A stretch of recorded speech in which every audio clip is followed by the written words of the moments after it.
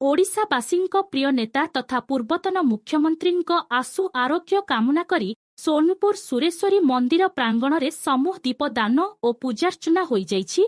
नवीन पट्टनायक मुंबई जाई cervical arthritis चिकित्सा सारी शीघ्र सुस्थ होई फेरिबा पई सुरेश्वरी मांको पूजा सह आळती देइछंती। एही दीपदान समय रे सुवर्णपुर बीजेडी जिला सभापति सरोज कंप, सोनपुर पौर परिषद नगरपाल श्रीमती तामस्मिता नायक और उपनगरपालिका मल्लिका दानीଙ୍କ सह समस्त काउंसिल और शताधिक महिला एही दीपदान रे योगदान करथिले। चिकित्सा परे खूब शीघ्र सुस्थ होई ओडिशा फेरी ओडिशावासींक सेवारे नियोजित हुअन्तु कही एही सामूहिक दीपदान रे अभिमन्यु कुशल, जन्मेजय पात्र, कईरू स्वाई, मानभंजन बेदबाग, छात्र नेता शाश्वत कुमार मिश्र, देवाशीष पट्टनायकଙ୍କ सह समस्त काउंसिलर और शताधिक युवक मांक आळती रे योगदान करथिले।